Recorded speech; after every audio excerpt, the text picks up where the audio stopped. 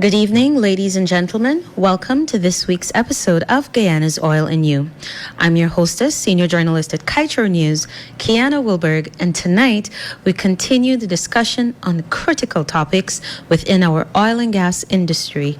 And to help us do that this evening is Mr. Richard Rambarran, finance specialist and economist. Sir, welcome to the program. Thank you very much, Kiana. It's always a pleasure to be on Kaieteur Radio, and I appreciate the invitation to be able to speak to the listeners this evening, as well as the viewers, on such diverse topics that you have crafted here for us. So thank you for the opportunity.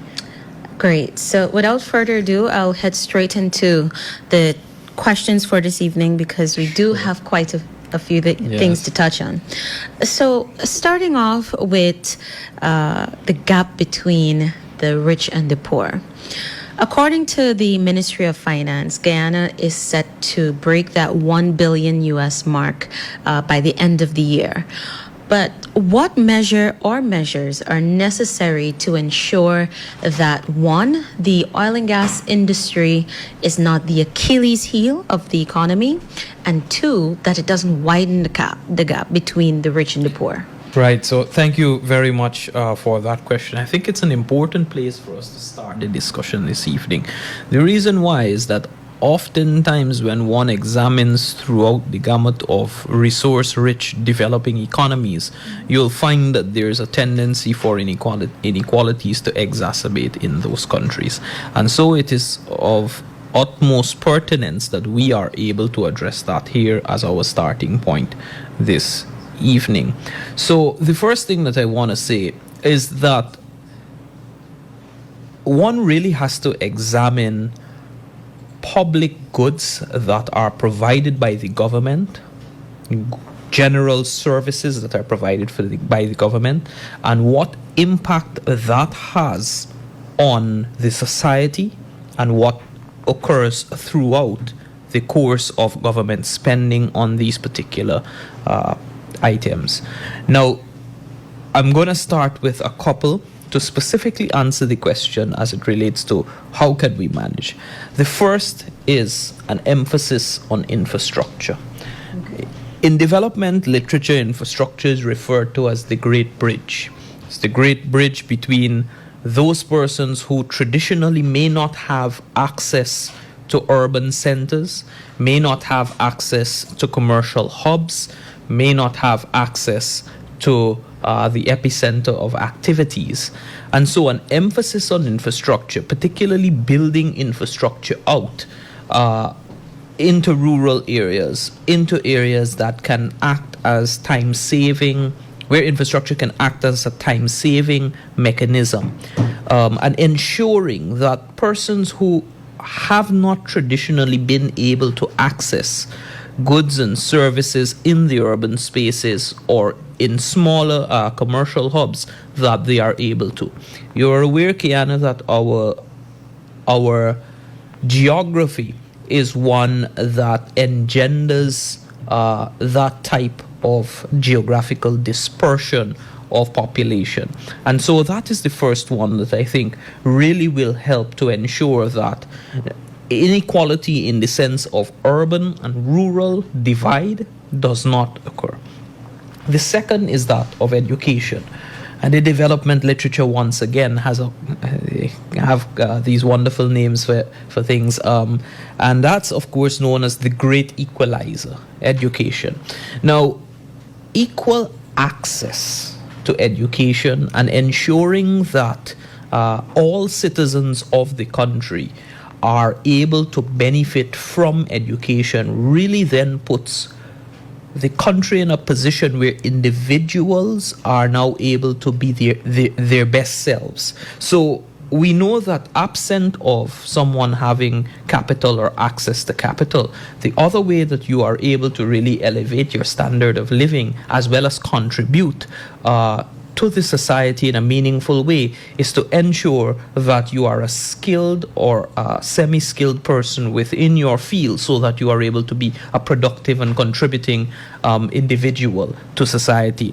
And so education and a government's emphasis on education is of paramount importance in ensuring that there is an equalizing factor that occurs in the society.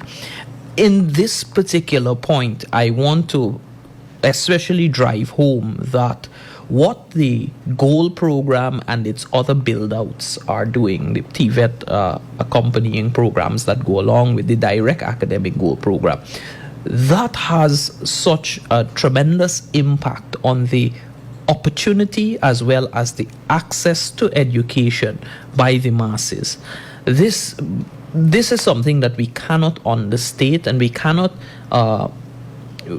downplay its importance. If one tracks back about maybe not very long, maybe 50, 75 years ago in history globally, you'll find that there has not been traditional access to education in the sense that it is available for the mass. In the past, Guyana, other countries all around the world, the global phenomenon, you would find that education was only limited to a privileged few. And what that did essentially was limit or circumscribe the educated population and the benefits that can accrue to that educated population. And so education really is seen as the great equalizer, and it is one way in which a government can ensure that, in a mass sense, that inequality is not pervasive in the society. Thirdly, and this is tangentially related to inequality, but it is also important because societies that do not place emphasis on it, it really shows up, is that of healthcare. Why is that important? If you look at some of the mature capitalist economies around the world, particularly the ones that do not have state playing a role in their healthcare system, you find that the quality of life for those persons, as well as the life expectancy for those persons who are unable to access healthcare, that life expectancy reduces, their quality of life diminishes, and as a result, they are unable to be as productive as they perhaps can possibly be over their working life. So you'll find a high incidence of non-communicable diseases, NCDs, amongst a particular set of groups that are unable really to enjoy that standard of living. They're unable to attain a certain amount of income, etc., because of these deleterious health situations, and it cuts their lifespan short. And if you think about it, those countries really do suffer from a reduction in the productivity of their labor force, potentially what can happen, as opposed to what is happening in reality. So healthcare is one that is understated in its importance in bridging that inequality gap. Now, those are three big ticket sectors, and I wanted to just emphasize those. But there are two more that are not as big ticket in terms of their overall mapping into the architecture, but they are just as important, especially pronounced or accentuated in resource-rich developing economies such as Guyana, such as Ghana, Botswana, Nigeria, etc. Keep in mind, when we say resource-rich developing economies, we mean economies essentially that have a high amount of natural resources, and they are still in the stage of developing or emerging. The first of the two that I want to mention is easier as well as cheaper access to finance. That is one that really helps to lessen the sharpness with which inequality can occur in a society. The reason why is that if one thinks about it, if you have a group, maybe let's use an example from in one of the countries in Africa that are resource-rich developing economies. If you have maybe, let's say, a tribal group that has historically they have been unable to accumulate a certain amount of capital.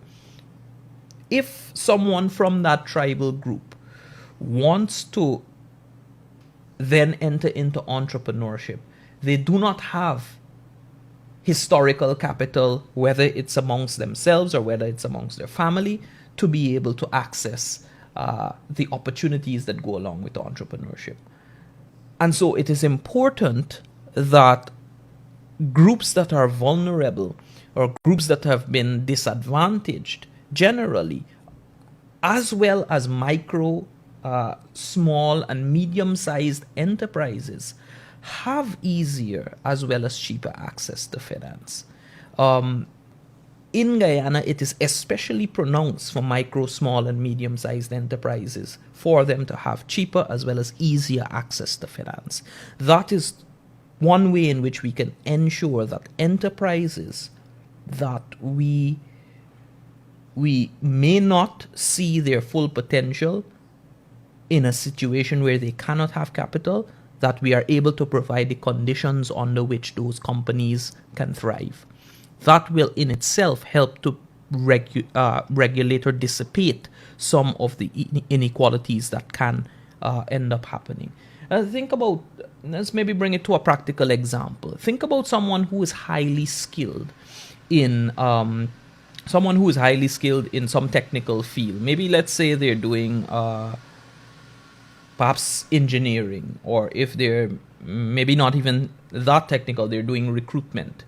They are exceptional at what they do, but they cannot have access to capital to be able to further their enterprise. They can't have access to working capital to be able to pay staff, maybe say if they are in a shortfall of cash or something of the sort.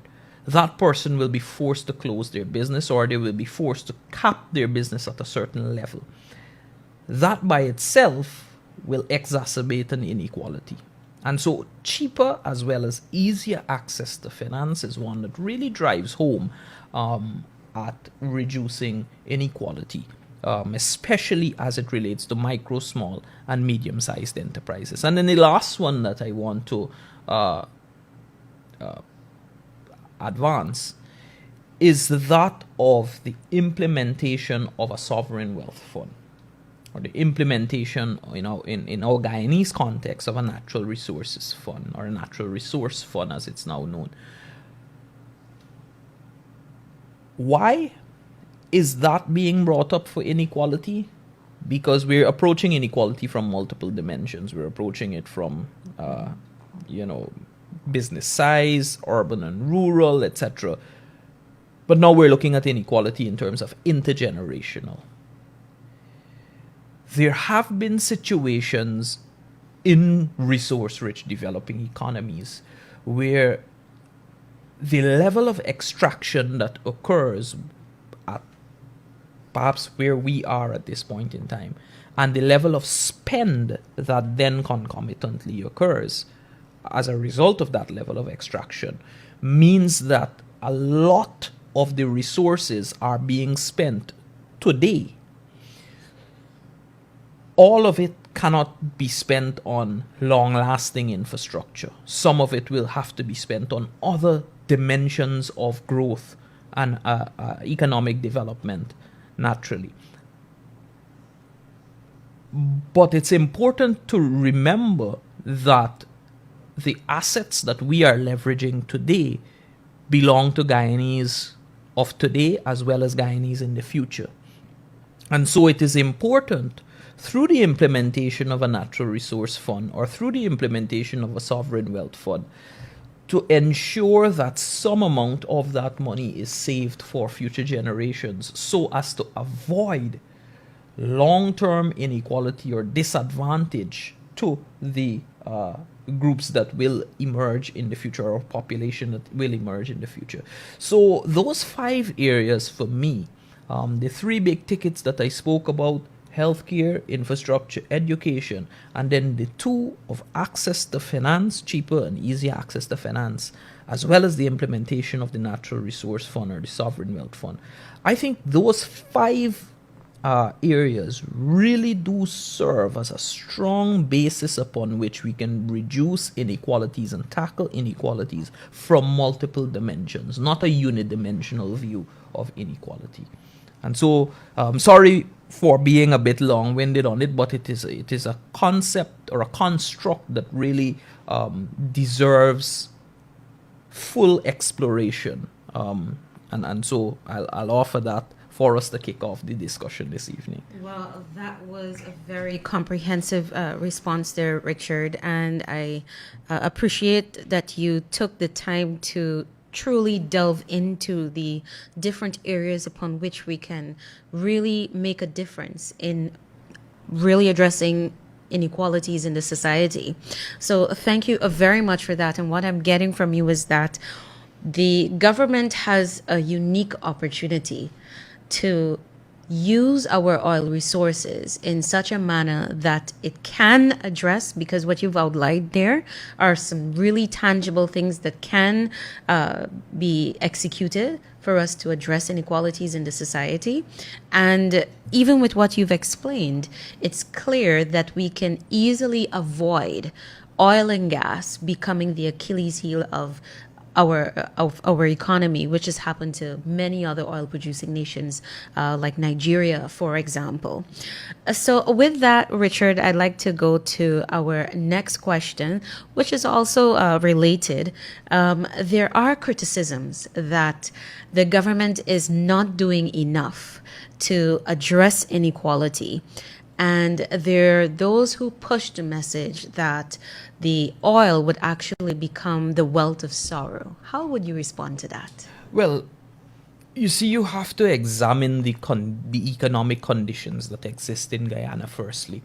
You have people in Guyana who are in abject poverty. That is no small secret. I mean, we know that there are conditions under which some pockets of individuals, pockets of communities, and so on, live in Guyana, that really they are at a point of having nothing, and they have not had anything in the past. That is not a secret or so. It's a reason why where we have come from. It's as a result of a historical condition. Now, I think because we are coming from where we are coming from, the base is so low that given what we are going through, given what will be happening in the future, each person will materially have a different standard of living simply by being in Guyana. Simply by being able to, and this goes back to the original 5 things that I would have mentioned, simply by being able to access better infrastructure, the multiple highways being built, time saved in traffic, more time to spend with children, more time to spend with family, able to access in a much easier way one's elderly grandmother who may live in a rural community, etc. Those meaningful elements of development that are really welfare improving for an individual, they are going to happen simply because of where we are coming from. That is perhaps the most important thing. Secondly, I think because of the administration's emphasis on education in particular, and ensuring you have this broad-based, widely accessible, non-discriminatory educational type of system through the GOAL program, through supporting in some of the largest budgetary allocations for the education sector, I think that by itself will provide the opportunities for young persons to be able to qualify themselves and be internationally competitive so that they can enjoy a high standard of living as well as being technical in their field, whether it's a TVET field, whether it's an academic field, whether it's whichever field it is that they're operating in. And so those 2 items there really will drive home that reduction of inequality. And so focusing on the big ticket items are important because those are the things, Kiana, that make a difference in the lives of people. If you think about where we have come from. There was a time in Guyana, if one wanted to do a graduate program, given the state of education in the country, you then have to go overseas. And we know what happened. People go overseas, they become attracted to the life that's being lived there, and it's an incentive for them to stay. They have to spend time away from their families, etc., and then eventually they take their families there. Now someone can access education from the comfort of their home while still maintaining a full-time job, having to take no career break, being able to spend time with their families in the evening. And I'm only using those two elements to demonstrate how the standard of living and the welfare of individuals, it's already improving.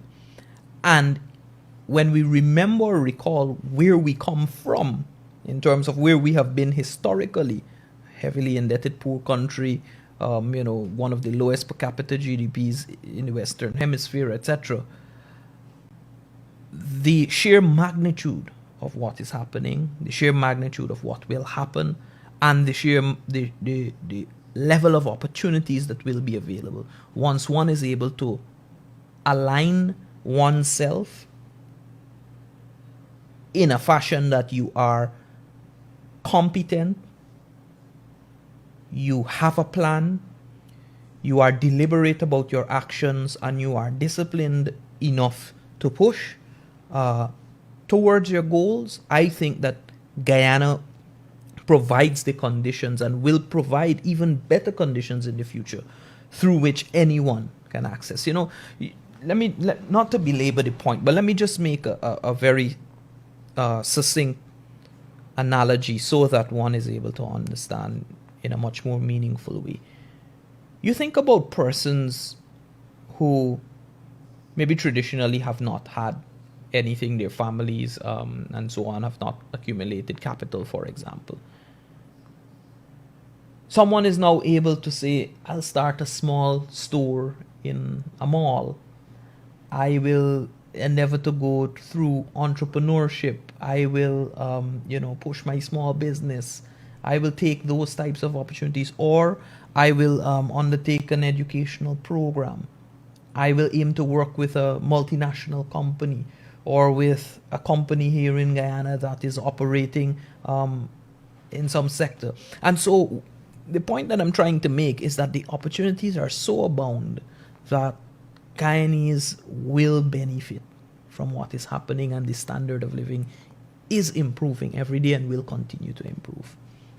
Thank you very much for that commentary there, Richard. Now, this takes us to the next aspect of our discussion this evening, and this shifts a bit to the Natural Resource Fund, which is an important vehicle for public wealth management and moving savings and investments from present to future. Now, first off, Richard, I'd like to extend congratulations to you on your appointment to serve on the NRF's Investment Committee. You're one of the youngest appointees, and that says a lot for youth representation on such an important body. So congratulations. Now, with that said, I'd like to have your take on, just a simplified explanation of what is the purpose of this committee, and a bit about how the NRF can truly help this country in stabilizing budget deficits. All right. So maybe it's useful for us to understand, firstly, what the Natural Resource Fund is. So the Natural Resource Fund is essentially a sovereign wealth fund. And what does that mean? It means that the wealth of the sovereign goes into a fund. Mm-hmm. That is what it is. The wealth of the state goes into a fund. I've been explaining what sovereign wealth funds are for some time and trying to simplify it over time. The monies that we obtain from the petroleum sector, they are deposited into the fund. When a country has money, it can either do one of two things with it. Think about it also at your individual level. You have money, you can do either one of two things with it. You can either save it or you can spend it. When you save it, you put it up and it's there quietly. You extract some funds and you spend. That's at an individual level. If you take it to a macro level, money is put aside and saved. Money is extracted and spent on various sectors that the government has its programs for. And so that's why you see government extracting money from the Sovereign Wealth Fund, from the Natural Resource Fund, placing it into the program of work, which is represented by the budget, and executing. Because that's the program of work of government. But if you think about it, you have all of this money sitting there that you have saved. Do you just want to keep it there and save it and just say, let's leave it? No.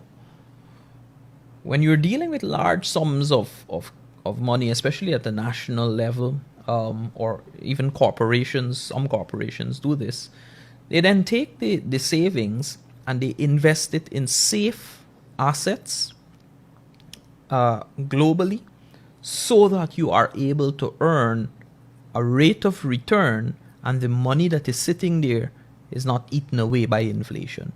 Because if you have, maybe let's say $500 million as savings, $500 million today will not be the same $500 million 20 years from now. Because inflation will have its corroding impact on the money.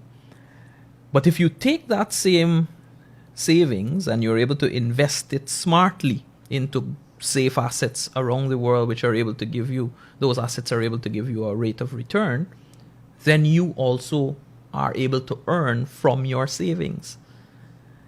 And so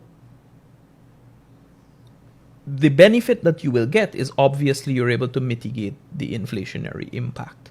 Inflation might be, let's say, 5%, but you are able to earn 10% on the international market. You benefit from 5% in a real term.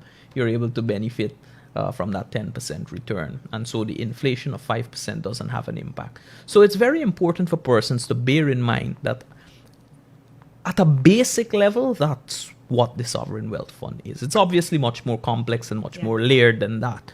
But in a very elementary sense, that is what the Sovereign Wealth Fund does. Keep some of the money for future generations. By investing it, you mitigate the inflationary impact of holding large amounts of cash. Some is extracted and spent on budget priorities and government programs so as to better the lives of people today. And it has a couple of important impacts. The Sovereign Wealth Fund, or Natural Resource Fund in Guyana's case, has a couple of very important impacts. Firstly, it is able to hold some money for future generations. So that's what we call intergenerational transfer of wealth. Secondly, it is able to, the technical term for it is smooth out cyclical fluctuations. But essentially what it is able to do, we know that oil prices go up and down. But if you are putting the money into the fund and you are smartly investing it, etc., and you are not just taking the money that you earn from the petroleum sector and putting it straight into the government's hand and saying, look, spend, you are not creating the conditions under which the government has 100 million today from selling 100 million barrels at $1 per barrel. And then when the price drops to 25 cents, you get 25% of the revenues that you would have had. So that is what you mean. That's what we mean when we talk about smoothing out cyclical fluctuations or price volatility. Because what it does is that it gives the government a very stable source of revenue by firstly depositing it into the fund. So bear in mind that you have peaks and you have troughs.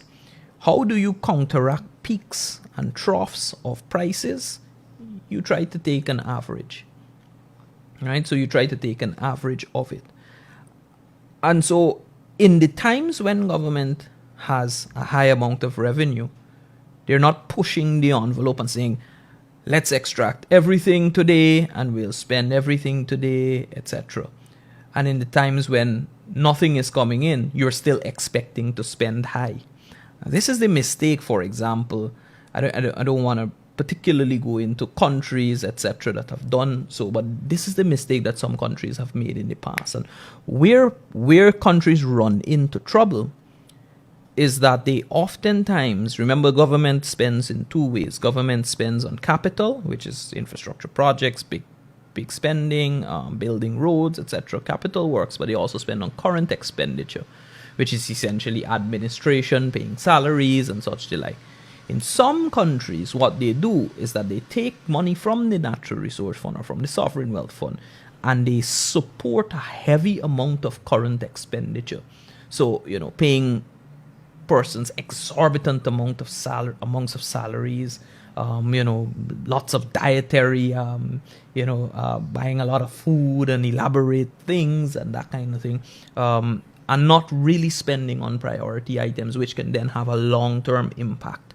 So the Natural Resource Fund plays a very important role in the architecture of the macroeconomic management, in the sense that it is able to help to save for the future, it's able to smooth out price volatility, and it's able to really act as a vehicle through which you can mitigate inflationary impacts that are a natural feature of an economic of economic life. So those are some of the ways, of course, in simplifying the Natural Resources Fund, and some of the ways in which it is utilized in the economy. Thanks, Richard. Now, the committee that you're on, what role will that body play in the spending of the oil resources, the oil revenues? Sure. So those persons who would like to perhaps read about exactly what the committee is responsible for can check the Natural Resource Fund Act of 2021. Section 8 speaks to the investment committee and its functions in intimate detail. But just for our simplistic example that we're using, the investment committee is essentially responsible for, remember I would have mentioned some of the money would be saved? Yes. And some of that same savings is then invested in the international instruments. That is the role of the investment committee, to determine, at its core, that is what the role is, to determine where to invest, the safe assets to invest in, and to look at market conditions to ensure that the country is not essentially investing in something that is high risk and will be bad for the fund. Now, Richard, do you think with the structure that we have in place for our NRF, the legislation, etc., do you think Guyana can be a model state on how to do this the right way? Because there's a large percentage actually of countries that have misused natural resource funds, as opposed to the success stories. Do you think we have the necessary mechanisms in place to ensure we fall into that percentile that is a success with such a mechanism? I would say, Kiana, that we are already an example. Why are we already an example? Obviously, there will be space for improvement. We are young in as an oil and gas producer, and there obviously will be areas that you can improve. That goes without saying. But I would say that as a young producer, a nascent producer of oil, we have already demonstrated that we are an example to follow. There are countries that operate for decades without the implementation of a sovereign wealth fund. And when the price volatility happens, when the prices fluctuate in the international market for oil, countries feel it in major ways. They then have to go into major budget deficits. They obviously have to get the money from somewhere, so they then borrow, so they rack up their debt, or they then print more money to finance their current expenditure. That can push you into an inflationary situation. So the early implementation of the Sovereign Wealth Fund is, especially in the form that it is, but I'll get to that, but the early implementation of the Sovereign Wealth Fund means that we are already on the right path. That's the first thing. Secondly, in implementing the Sovereign Wealth Fund, especially this revised version of the Sovereign Wealth Fund that was passed in December 2021, the rules, the fiscal rule and the withdrawal rule, especially for the fund, are so clear that you do not need an investment analyst, an economist, or someone with a high amount of technical understanding to be able to calculate it. The rules are very clear as to how government must withdraw. Why is that important? Because it then puts Guyanese, the citizens of the country, in a position that they are able to hold the government accountable for their actions with the Sovereign Wealth Fund. There are countries around the world where there is no idea as to the withdrawal rule. It is not clear. It's not clearly delineated. Of course, you would recall that in the first iteration of the Natural Resources Fund in 2019, we would have spoken about that complex rule. It took me about 24 hours literally of working on it to try to understand where it was. I eventually figured it out, but it was very complex. And so that is extraordinarily important. That's the second thing. Thirdly, because you have in place the Sovereign Wealth Fund, you are able to better manage your budget and pay keener attention to your budget deficit and how you finance your budget deficit. Why this is important? We oftentimes hear in Guyana about the resource curse, but one of the things that we don't often hear about is something called the pre-source curse. Yeah. Now, the pre-source curse is essentially you borrowing as against expected or future income. If you have a sovereign wealth fund in place and you understand how you are mapping your expected revenue from the sovereign wealth fund into your budget deficit, you are in a better position to plan, and you are in a better position to avoid heavy amounts of borrowing against future revenues. Countries that tend to run into the pre-source curse, which of course, for those who don't know, it's essentially borrowing against heavy amounts of expected future revenues. Those countries, resource-rich developing economies, usually do not have sovereign wealth funds in place. And so those are three tangible ways that the Natural Resource Fund and its implementation in its current form has been able to help. We can go on for some time on it because it's a very useful multidimensional instrument that is used in macroeconomic management. But its early implementation, the way that it's structured, and the fact that we are already utilizing it will mean that we are able to mitigate many of the impacts that would have otherwise been had. Would I have answered your question in its entirety there? Or? Absolutely, Richard. Okay. And that takes me to the next aspect of our discussion this evening, and that has to do with the performance of the economy. Mm-hmm. The government released the mid-year report, yes, and there have been quite a few perspectives on what the numbers actually say about the economic health of the country. And including Kaieteur News' front page. Yes. So I'd like to have your take on what the mid-year report says for you with respect to the performance of the oil economy and the non-oil economy. And in addition to that, there are fears by some that the domination of the oil and gas sector, the fact that it already accounts for more than 50% of GDP, spells a really troubling picture for our non-oil economy.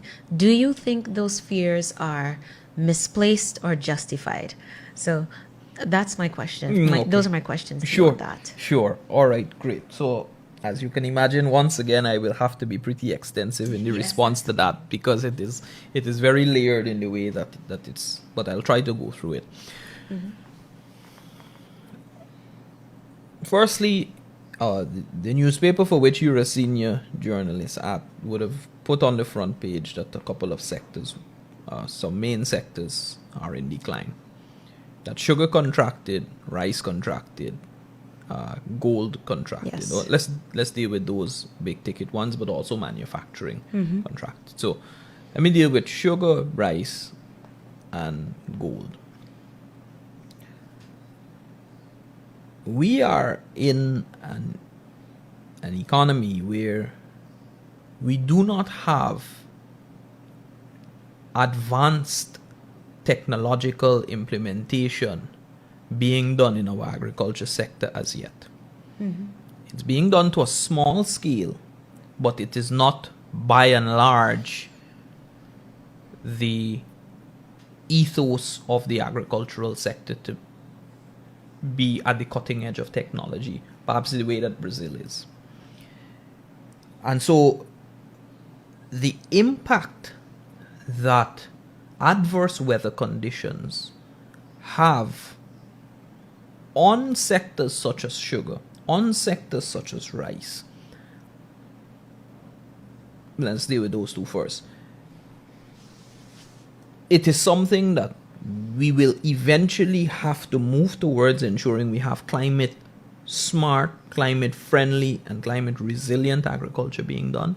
But at this juncture, we are still in the transition of doing it. And so the inclement weather and the heavy and torrential rainfall and unpredictable weather patterns, essentially us feeling the impact of the very real impact of climate change, is having a deleterious effect on the sugar and the rice sectors.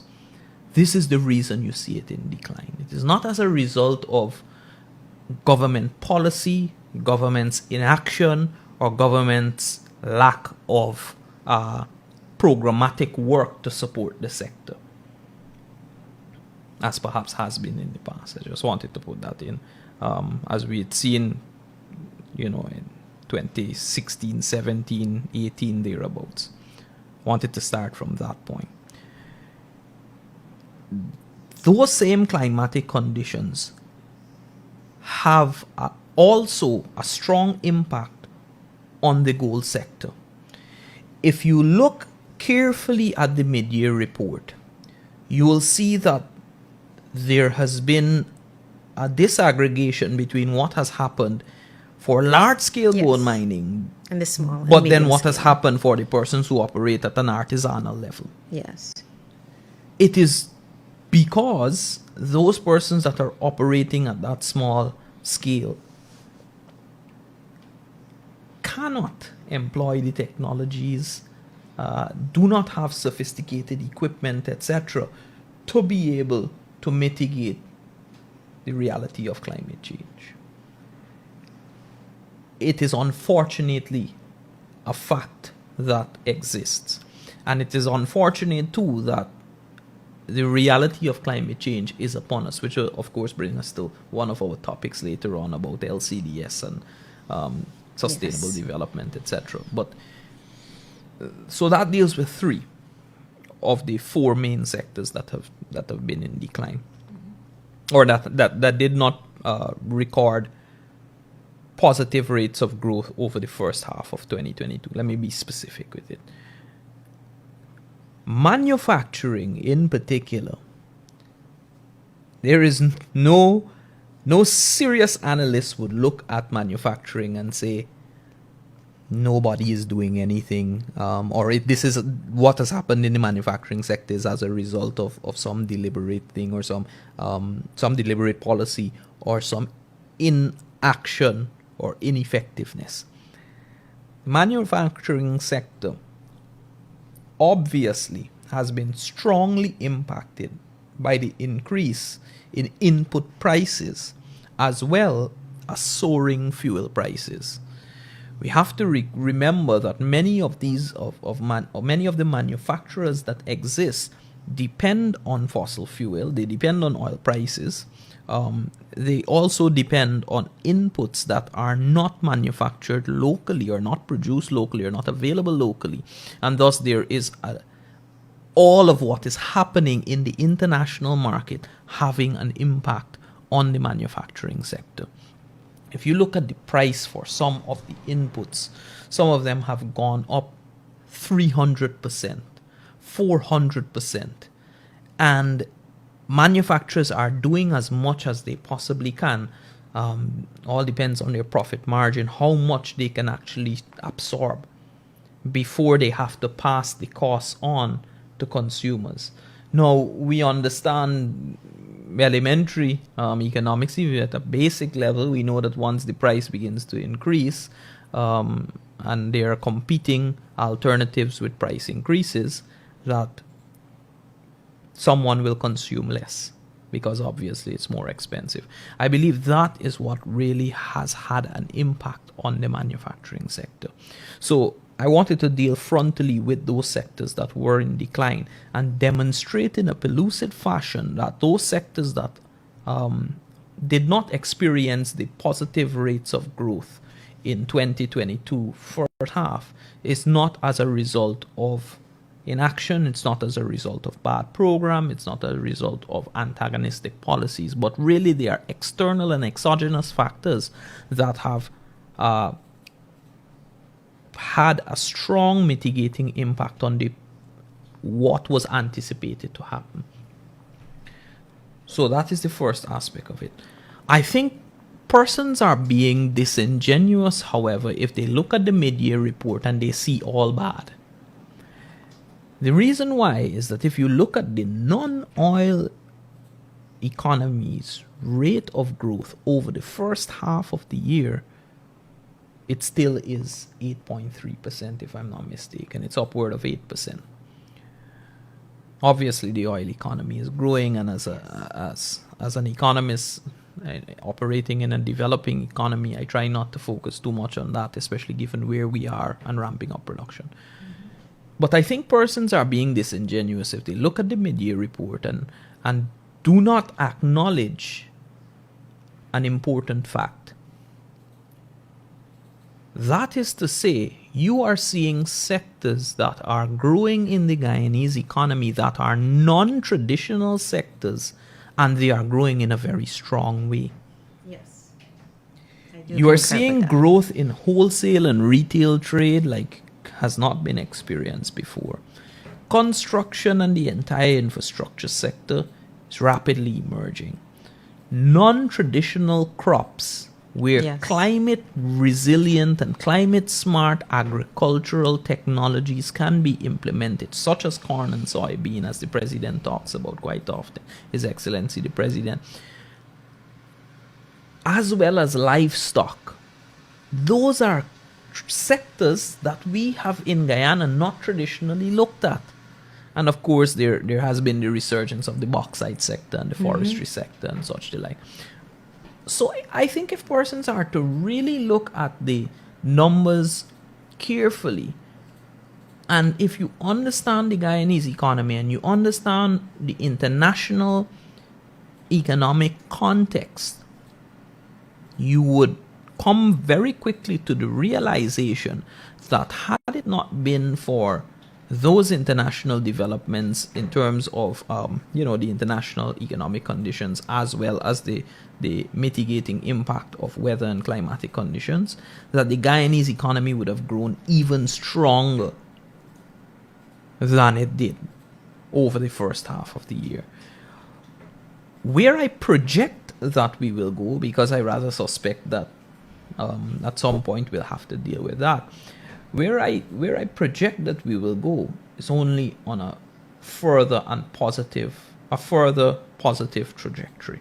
Why? If one is paying keen attention to international developments, you would understand that we have generally turned the tide of COVID-19 pandemic, though we still have to pay attention to its resurgence in various areas. For example, China, especially China, and the impact that can have. But we have turned the tide in a general sense. Secondly, international oil prices are beginning to come down to the extent where we may see it at pre-pandemic levels in the near future. So over the next 12 months, we are looking at changes in that direction. Freight cost is beginning to once again decline, and the supply chain issues are beginning to smooth themselves out.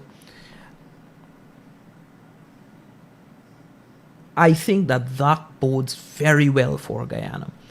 If you look also at the mid-year report, you'll see that inflation has actually been contained to about 5.6, 5.8%. This is well below the global average. Now, I'm not saying that there isn't cost of living increase in Guyana. Yes, it is happening. We import quite a lot of consumer commodities, and there is a degree of imported inflation that occurs in Guyana. But when we look at the prospects for inflation, and when we look at what has happened with inflation in Guyana, we can consider ourselves, firstly, very fortunate, and secondly, an economy that is fairly resilient, all things considered. You have some mature economies that are projecting in excess of 10% inflation for the upcoming fiscal or for the remainder of the year. If you think about what we're doing in Guyana in terms of oil and gas and that pushing the economy along and all of the other things that we're doing, and the fact that we're a small open economy integrated into the global architecture, and the fact that we consume so many goods that are imported, us being able to hold inflation well below the global average speaks volumes and is a real testament to prudent macroeconomic management. Otherwise, I shudder to think what could have happened. I want to address a couple of things, more specifically though as it relates to government intervention in the economy, because it's important that we give recognition to the fact that we are not where we are by happenstance. We are where we are as a result of some deliberate policy measures that have really had a strong impact on the Guyanese economy and really been able to offset some of that heavy amount of inflation, as well as keep our economy going. So the first I want to mention is the fact that there has been a focus on infrastructure and construction spending. And you can see the numbers also being reflected in the mid-year report. That by itself pushes funds into the economy in a way that the multiplier effect on the construction sector is so strong that it can keep the economy buoyed. All right, it can keep the economy afloat. And when we say the multiplier effect, we're essentially talking about all of the other spin-offs that occur by construction happening. You think about what happens when you build a community. Think about what happens in terms of jobs that are created, in terms of the shopkeepers, in terms of all of the other amenities that go along with a community. And so the focus on infrastructure has really helped to buoy the economy. It has really helped to keep the economic prospects bright and to ensure that aggregate demand is stimulated, if we speak in economic terms.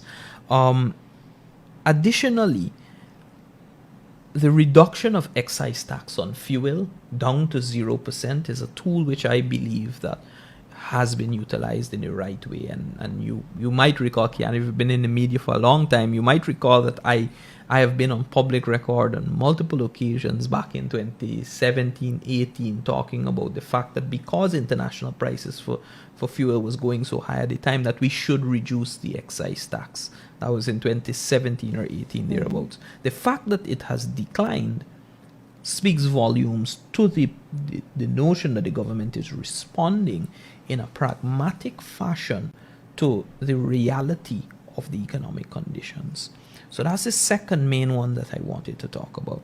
Thirdly, we know that enterprise is thriving. We see the numbers, and we know that enterprise is doing well. We know that persons are being employed. When you speak to the private sector in Guyana in particular, labor is very difficult to find. So we know that persons are being employed. But there is a grouping that exists in our society that they have not fully retooled and reskilled themselves to cater for our new economic realities, and they are currently doing so through interventions like the Gold Program.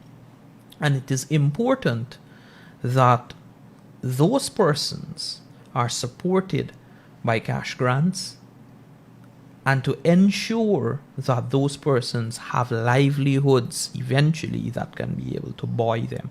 And I think that intervention of the cash grants in a variety of ways, firstly for the persons who have been affected by adverse climatic conditions, secondly for persons who are with disabilities and vulnerable groups, etc., those cash grants act as a strong injection into the economy to ensure that no group that exists in the society is really falling below a certain minimum level. So that's the third intervention that I wanted to talk about.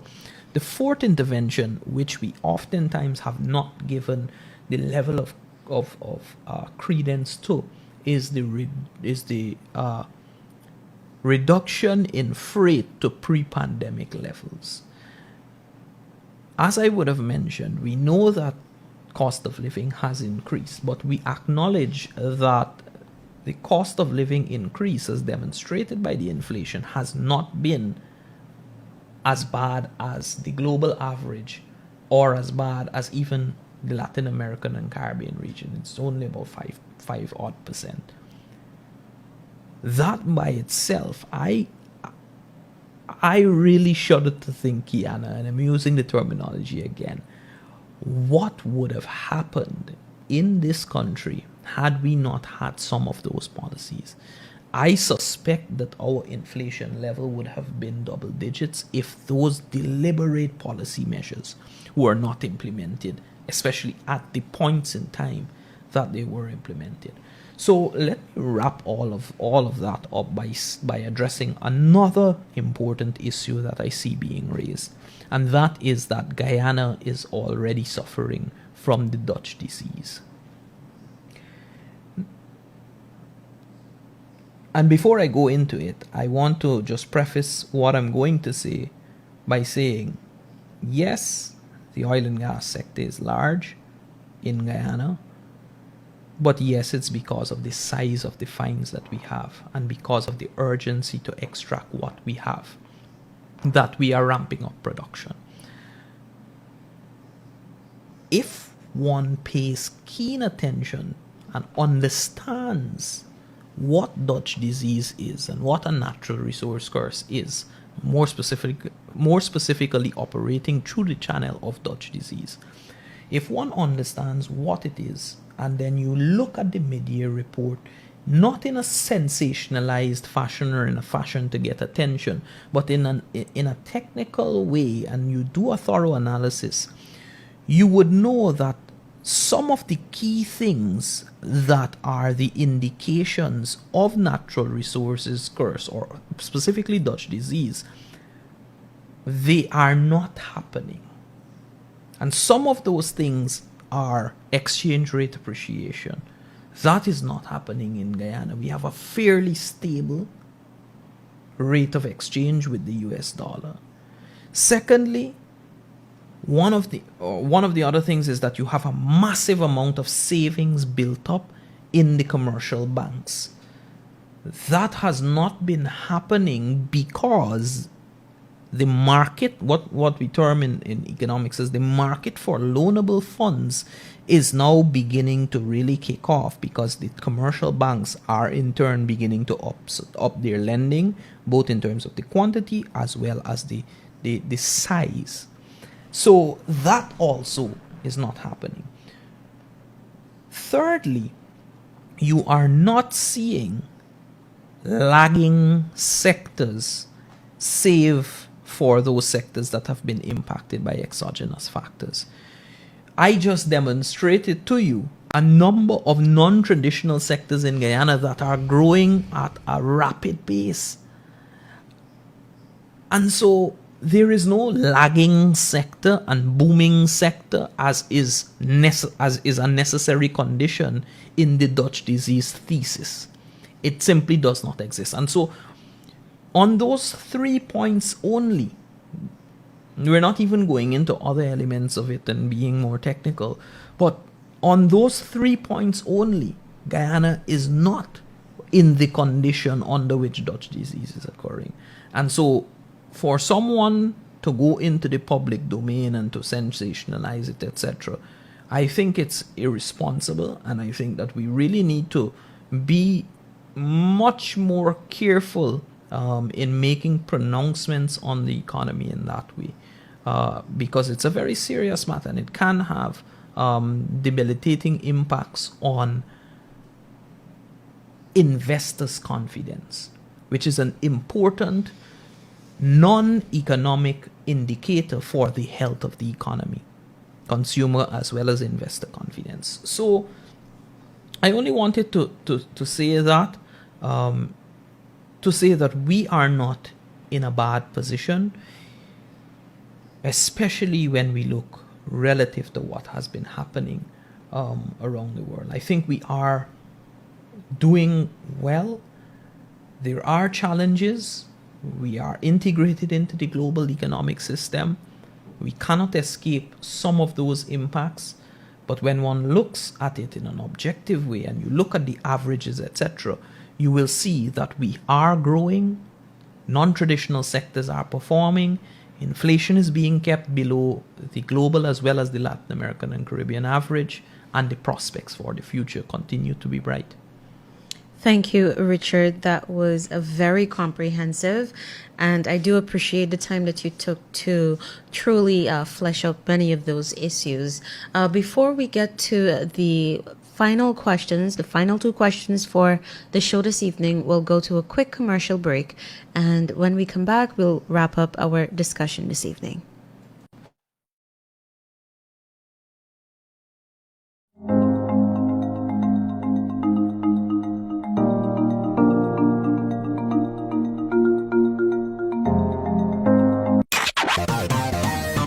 Kaieteur Radio, keeping you informed. Demerara and Essequibo 99.1 FM. Berbice 99.5 FM.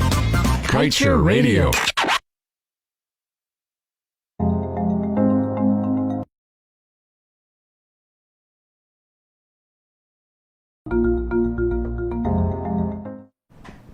Good evening, ladies and gentlemen. If you're now joining us, we are wrapping up this week's episode of Guyana's Oil and You.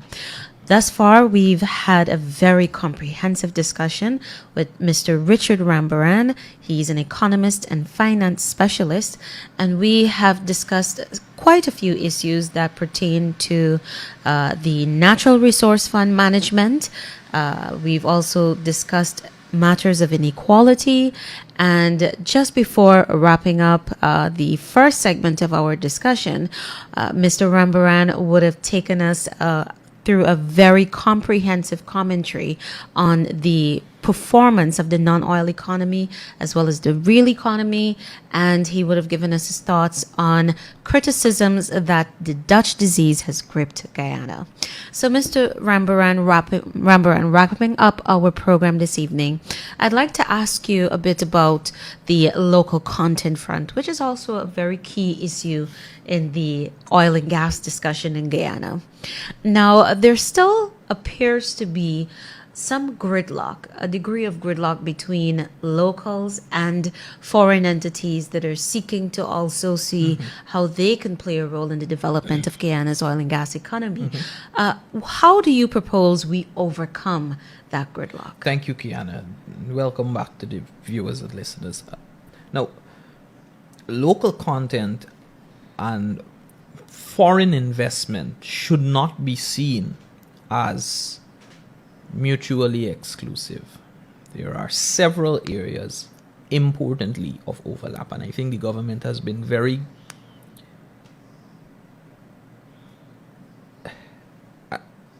I want to describe it as being very grounded in the realities of local content, because Kiana, it is clearly demonstrative that if you get local content wrong, you can have negative impacts on your economy. That's no question. You can chase foreign investors away, etc. And you can really slow your growth down by a deliberate attempt. I think our local content has been crafted in such an intelligent way that it provides a win-win under all conditions. And this is especially as I'm relating to foreign investment here. Why is that so? If you look at the definition of a Guyanese company, right? Put aside the labor element of it and the managerial element. But if you look at the definition from an ownership standpoint, it's 51% to be owned by Guyanese, 49% owned otherwise. Therefore, even under conditions in Schedule 1 of the Local Content Act, where a particular service may have that it must be procured at 100%, it still does not lock out foreign investment. It is only that the foreign investment or the foreign partner or the non-Guyanese partner will have to participate in a minority way. That is the point that, from my private sector vantage point at the Georgetown Chamber of Commerce and Industry, that is the point that I always tell investors. Firstly, local content extends to nothing else other than just the petroleum sector. So everything else in the economy is completely open to foreign investment and is also governed by the Investment Act of 2004, which is a fantastic investment act for foreign investors. So let's start there. Then when we enter into the petroleum sector, it only has 40 areas. There are in excess of 180 areas of operation in the petroleum sector that services have to be procured from. And even in those 40 areas, you don't lock out foreigners or non-Guyanese. I don't want to say foreigners to make it seem like if people are aliens. But you don't lock out non-Guyanese. They are still able to participate. And what I think has happened, Kiana, is that we need to ensure that that message goes far and wide. That message goes far and wide. I speak to, as you know, I've been involved with local content since the inception, from its genesis in the public domain as a discourse.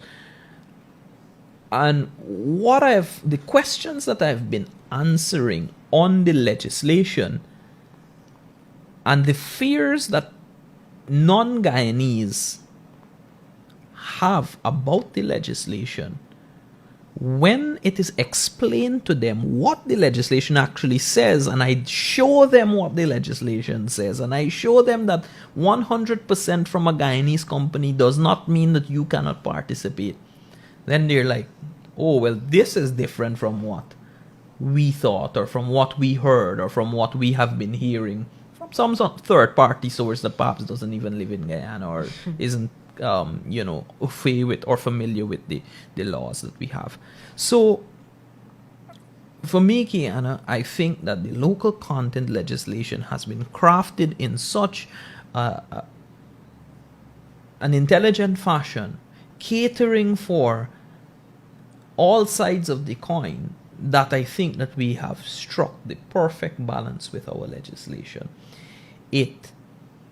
Additionally, the way that our legislation is crafted and the fact that we have put the legislation in so early, it gives all players that are seeking to be involved in the sector or are already involved in the sector It gives those players a clear, undeniable signal about where our country stands on local content. And it gives stability to investors to know this is Guyana's position on local content. This is what they're doing. This is the definition of a Guyanese company. When you're going to Guyana and if you want to participate in these areas, you must partner with Guyanese and you must go in as a minority partner. And that's it. It's clear. And investors, for somebody that has dealt with investors quite a lot, investors like nothing more than stability. They like to know that this is the legislative architecture. This is what it is. Even if I might not like it as much as maybe some other country, I know that this is what I'm getting into. And so, Kiana, we really have to go perhaps once again on a public educational campaign on local content, what the legislation says, what the various elements of the legislation mean for different persons and so on. So I think that fear, quote unquote, can be overcome through public education because the legislation is such an intelligently crafted one that strikes a good balance and caters for the reality. Thanks, Richard. Now, this brings us to our final question, and if time permits, I'll sneak in another one.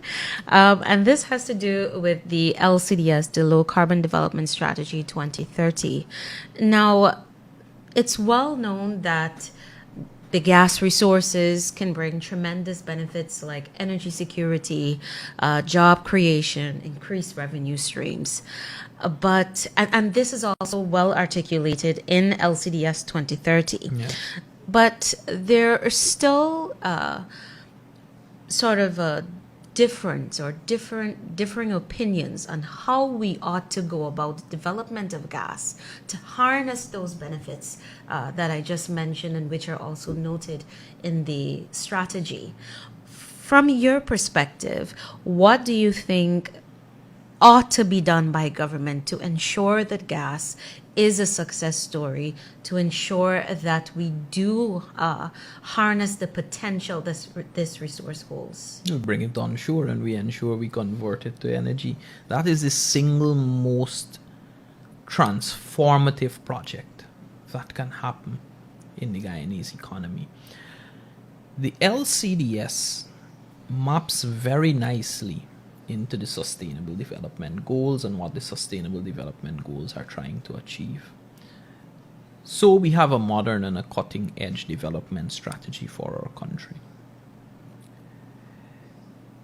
Where I think the conversation then pivots and becomes very important is in Guyana's future as an oil producer, a producer of gas, and a country that is going along a low carbon path. Mm-hmm. I wanted specifically to raise a point on this show because it's a conversation that has not been explored in the public domain as yet fully. In 2040, it is estimated that there will be global demand for about 20 million barrels of oil per day. This is whilst the sustainable energy mix is happening and the energy transition is occurring. There needs to be, at some point in time, a conversation for what type of crude is included in that 20 million barrels of oil in 2040. In the sense that we have in Guyana light sweet crude, which has the lowest carbon footprint from extraction all the way to final product. In the future, when we speak about that 20 million barrels of oil that will be demanded in 2040 estimated, we have to ensure that we are part of that conversation, and we have to ensure that it is clearly articulated that Guyana and other similarly circumstanced producers of crude, that is light sweet crude, that we are able to include ourselves in that. as opposed to heavy sour crude. The conversation will eventually happen, in my view. 5 years from now, I'm sure that it will become something even more prominent in the discourse. But it's something I wanted to raise here because we are in a fortuitous position in Guyana. We are in a very good position to make the case that we need to be part of that 20 million. That's the first point. Secondly, I don't see the alternatives, going back to specifically what you asked, I don't see the alternatives of the use of gas to be better than the option of piping it onshore, ensuring energy security, ensuring economic resilience and resilience to international shocks from oil prices, and the use of that transitional energy of gas as a cleaner form of energy than heavy fuel oils used in diesel generators. I don't see any of the alternatives of reinjection, flaring, etc., which is of course setting up a floating liquefied plant offshore. I don't see any of those realities, as any of those options, as being as good as the one to pipe it onshore and transform that natural capital that we have into a key for unlocking growth with one of our sharpest and most impacting constraints to doing business, which is the cost of electricity. And not just doing business, but existing. Can you imagine a future, Kiana, where instead of a household having to spend how much ever, let's maybe say 20% of their income on an electricity bill, being able to spend just about 5%? Can you imagine a future where enterprises no longer have to make heavy upfront capital investment because they need to come off the grid and they have to get reliable source of power? Can you imagine what that will do for the competitiveness of our manufacturing sector? Can you imagine what that will do in terms of job creation, in terms of spurring other forms of economic activities? Can you imagine what the generation of such magnitude of power can do for the development of a petrochemical industry around the energy plant? So the broader economic benefits that will accrue far outweigh, firstly, what the potential financial cost is. Secondly, the alternatives that exist. And then thirdly, the prospects for driving growth along in Guyana. It is almost something that has to be done. I don't know what more I can actually say, because I don't want to use the term that it's a no-brainer, but really, I mean, when you look at it, it is. It is. You have to pipe the natural gas onshore, do the conversion, ensure that we have that strong energy source, and ensure that also we are part of the conversation on our crude being part of the 20 million barrels of oil per day. That does not in any way mitigate our position in the global discussion on carbon, and Guyana as being a sequester of carbon, a net sequester of carbon. When the international market for carbon reaches maturity and it's fully developed, one will see that Guyana is actually one of the leaders as a country in the production of crude that has a low carbon footprint, in ensuring that we have clean energy, and in ensuring that we still have pristine forest cover in Guyana. So I just wanted to make those points, and I know you have another question you might want to Yes, I do. Thank you very much for that, Richard. And to conclude, I'd like to know your thoughts on what you think will be the biggest battle for Guyana in managing the oil sector, or do you think it would be an easy ride? Well, managing a country can never be an easy ride. The biggest challenge that we'll face, I think the biggest challenge that we will face is our own culture and our own cynicism that we have as Guyanese people. We have to be responsible stewards of our destiny as a country. We have to ensure that we are not overly cynical about every single thing that happens. We have to ensure that we are critical in a constructive fashion, and that in criticizing in a constructive fashion, that we offer alternative policy solutions. We have had a culture in Guyana over time that everything that happens or everything that is happening, we find a little fault, or we find one of the negative experiences that have been happening around the world. We take that and wholesale transplant it to Guyana, create the worst possible outcome in our minds, and then run with that as being something that is a self-evident truth. And what it does sometimes is that it creates a scenario where you begin to have some amount of cognitive dissonance, in the sense that the reality is that a particular project, a particular action will be beneficial, but we aren't even seeing that it will be beneficial. You know how many countries around the world, even some of our neighbors, would be happy to be in the position that we are in now. The point that I'm trying to make with it, Kiana, is that we have to ensure in Guyana that we do not become our own worst enemies, that we continue to be responsible stewards of the conversation, that we are not making cynical, ungrounded remarks, that when discussions come up, that we approach them in a mature fashion, that we dialogue, that we ensure that we have healthy debates that can toss up through the dialectical process, it tosses up new ideas.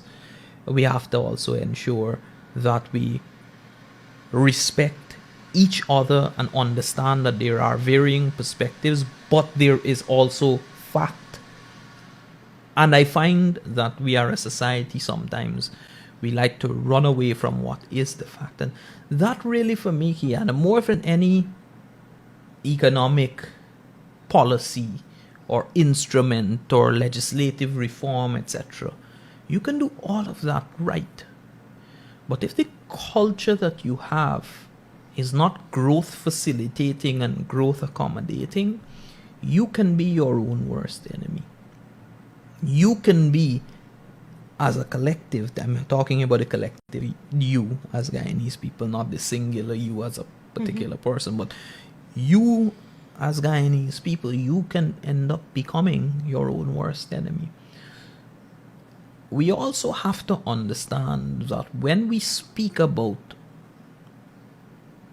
issues in a particular way, and we sensationalize issues, and we make things out to be more than they are or worse than they are for selfish reasons or for attention, etc., that we have to understand that that can have an overall negative impact on the economy, that can harm consumer confidence, that can harm investors' confidence, that can create bad expectations about what will happen in the future and change the entire plan for someone who otherwise might have brought a great benefit to the country.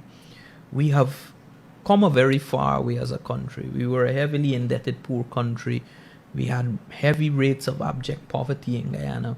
We have a good opportunity to be able to change the economic reality for the Guyanese citizens and for especially some of the most vulnerable persons in our society. And I think if we are responsible stewards, we will be able to have that done. On that a very positive and enlightening note, Mr. Rambarran, I'd like to thank you for being part of tonight's edification, the discussion that is truly crucial to not just our current circumstances, but also to our future. And we truly appreciate the time you took to provide your perspectives, which were enriching to the conversation, a national conversation. And as you said, being responsible stewards of the debate on the oil and gas sector. So once again, Mr. Rambarran, thank you for being part of the program. And to our viewers on Facebook Live, YouTube, and to our listeners wherever you might be, thank you for joining the discussion this week. And we look forward to having you same time, same place next week, where we continue the discussion on our oil and gas industry. Until then, do have a wonderful evening. Please continue to be safe. Thank you, Kiana. Good night, everyone.